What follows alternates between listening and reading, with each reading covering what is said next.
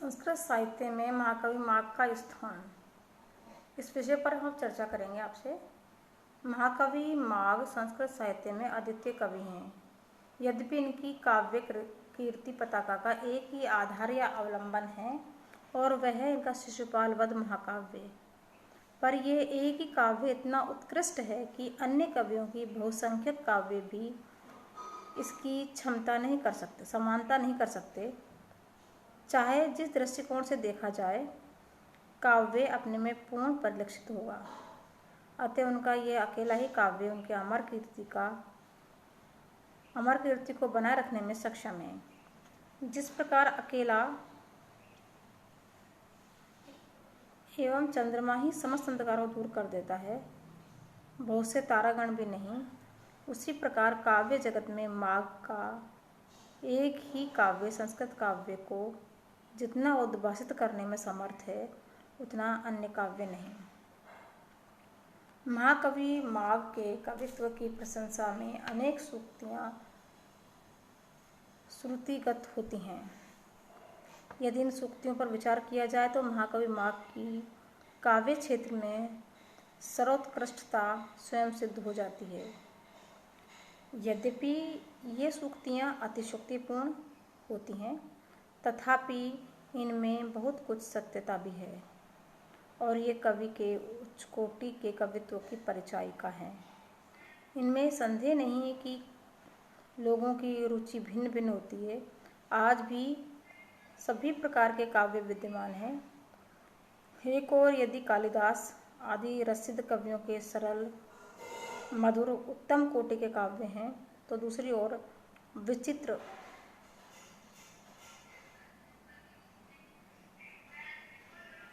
मार्गानुयायी भारवी, माघ, श्रीहर्ष आदि के भी अलंकृत और अतिरंजित वैदुष्य मंडित काव्य भी हैं।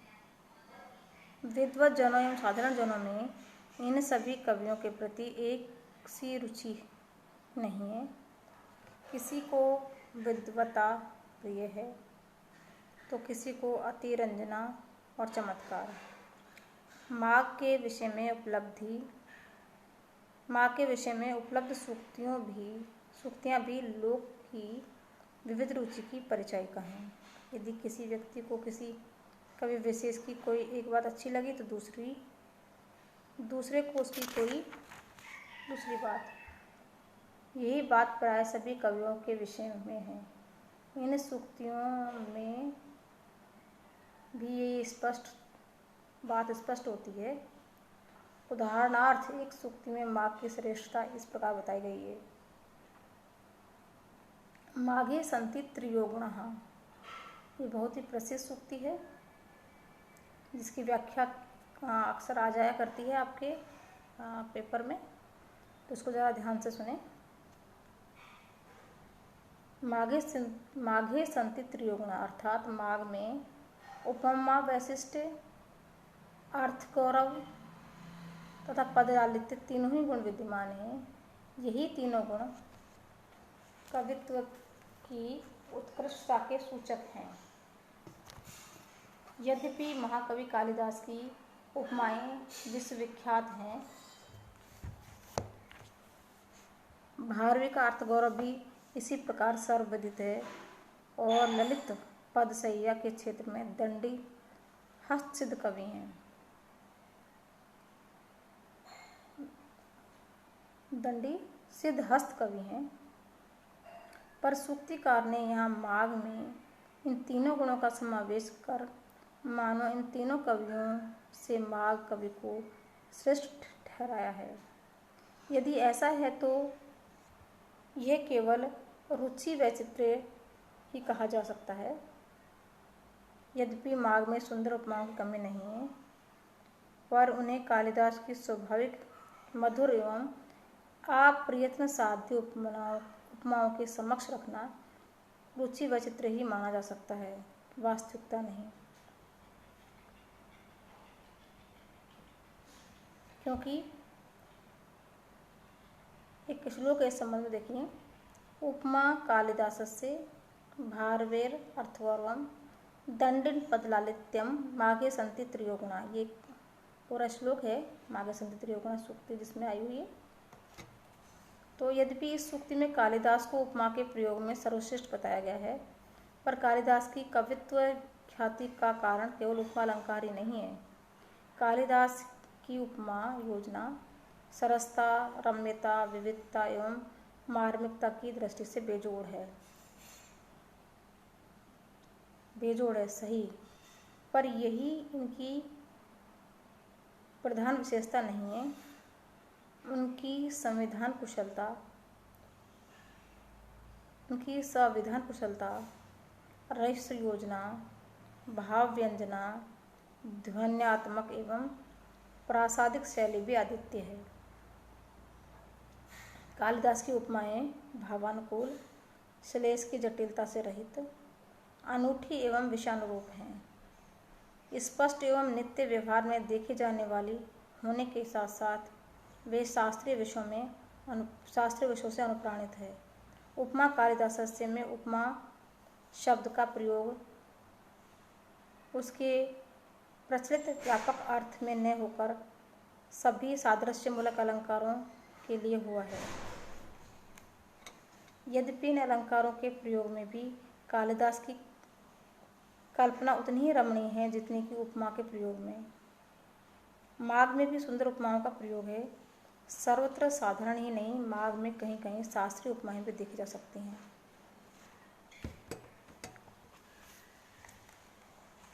शब्द विद्येव नो भाति राजनीतिर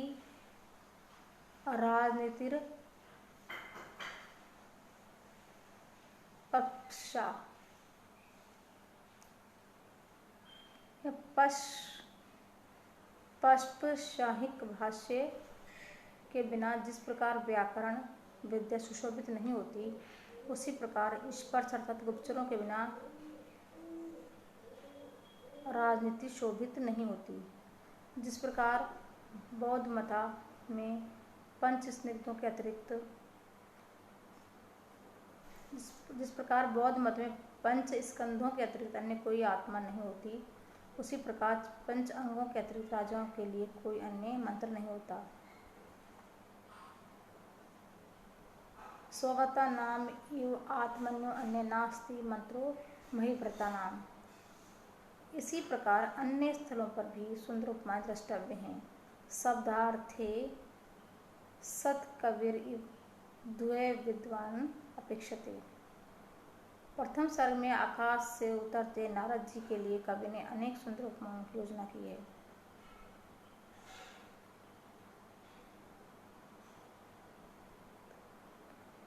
धरा धरेन्दम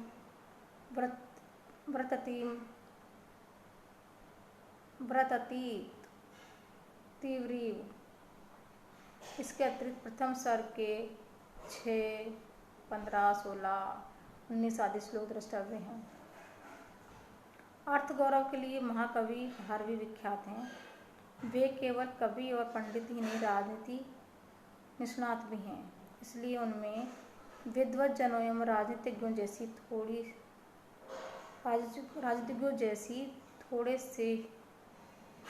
थोड़े में बहुत कुछ कह डालने की क्षमता है। उनके महाकाव्य किरातार्जुनीय में उनके इस विशिष्ट अर्थ गौरव के अनेक उदाहरण देखे जा सकते हैं। सहसा बिना समझे बूझे कोई काम नहीं करना चाहिए, अन्यथा उसे विपत्ति में पड़ना पड़ता है। जो व्यक्ति भली भांति सोच विचार कर काम करता है, उसके पास गुण लुब्धा लक्ष्मी स्वयं आती है। यहाँ इसी को परिलक्षित करने वाला श्लोक यहाँ देखिए। सहसा विद्धित न क्रियाम अविवेकः परमाप्तां पदम वृणुते ही विमर्शकारिणाम गुणलुब्धा स्वयमेव संपदा। इसी प्रकार के द्वितीय सर्ग में अनेक राजनीतिपरक अर्थ गौरव विशिष्ट उदाहरण हैं। राजनीति संबंधी अर्थ गांभीर्य के साथ भारवी में कहीं कहीं गहरा व्यंग्य भी रहता है। ये व्यंग्य श्रोता पर तुरंत प्रभाव डालने वाला होता है। भारवी के व्यंग्य इसलिए गहरी चोट करने वाले होते हैं क्योंकि उनमें गहरी प्रभावशालिनी बात छिपी रहती है। इस प्रकार की व्यंग्यपरक उक्तियों में से वो श्रोता को तदनुकूल आचरण करने के लिए विवश कर देते हैं। उदाहरणार्थ प्रथम सर्ग में द्रौपदी की उक्तियों में ये देखा जा सकता है। जब द्रौपदी ने यह देखा कि युधिष्ठिर पर अन्य किसी बात का प्रभाव नहीं पड़ रहा है, तब वे अपना व्यंग्यबाण छोड़ती हुई कहती है,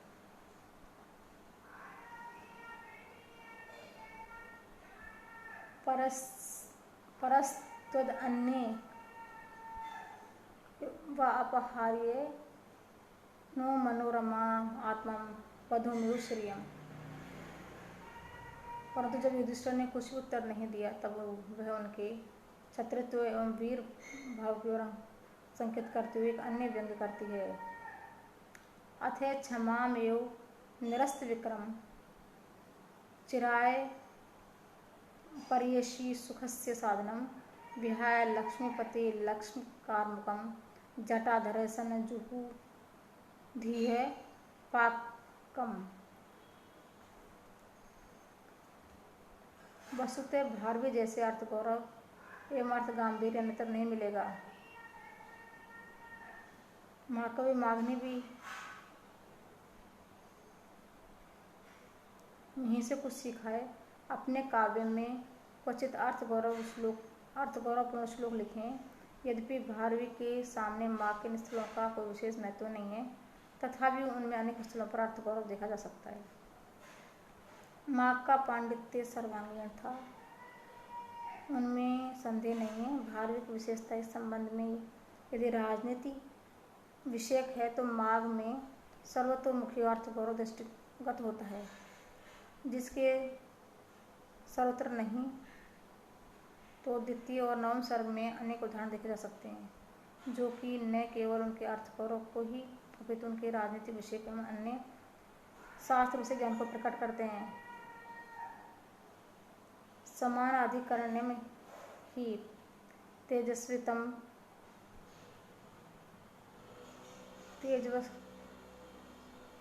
तेजस्तिमिरयो कुता दंडी पदालित्य के क्षेत्र में दंडी सिद्धस्त कवि हैं, इसमें संदेह नहीं है। उनकी रचनाओं की ललित मनोरम शब्द योजना इस बात की परिचायक है।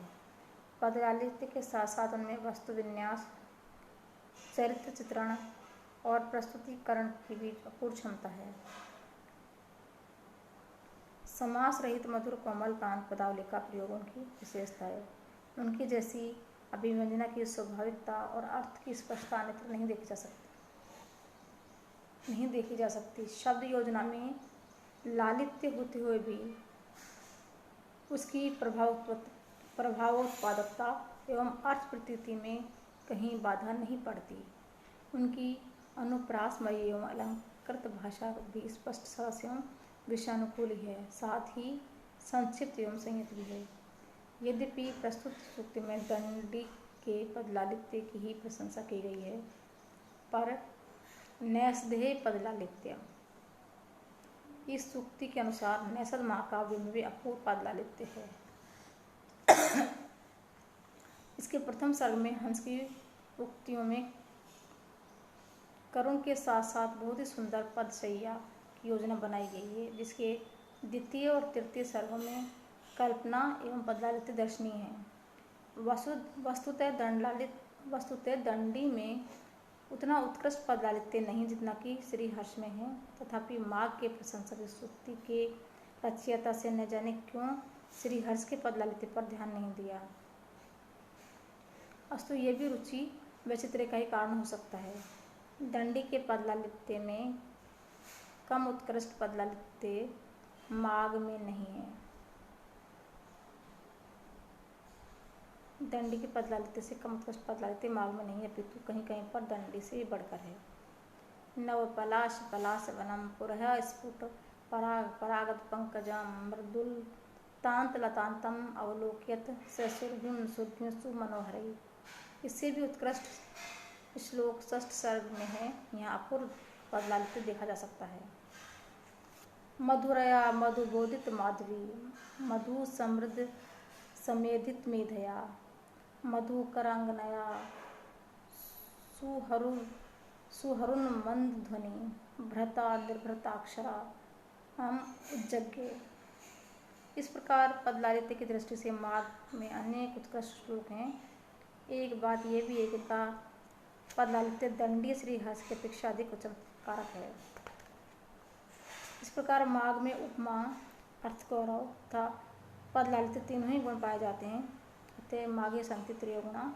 ये कथन पूर्णतः तो नहीं पर अंशतः तो सही है। इसका कारण भी स्पष्ट है कि माघ ने अपनी रचनाओं में अपने पूर्ववर्ती कालिदास, भारवी आदि महाकवियों के अनुकरण पर ही किए।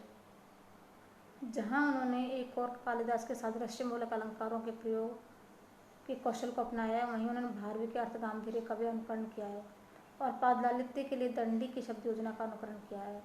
यही कारण है कि माघ में कहीं कहीं तीनों ही गुण काव्य शोभा को बढ़ा जाते हैं। वसुते महाकवि माघ में एक विलक्षण काव्य प्रतिभा है। माघ में यदि उपरोक्त तीनों गुण भी मिलते हैं तो आश्चर्य नहीं है। फिर भी ये सूक्ति यदि असत्य नहीं तो अतिरंजित अवश्य है। इस प्रकार माघ की प्रशंसा में एक सूक्ति और भी प्रचलित है। वो कौन सी है? नव सर्गते माघे नव शब्दों न विद्यते। इसकी व्याख्या हम अगले वीडियो में करेंगे। धन्यवाद।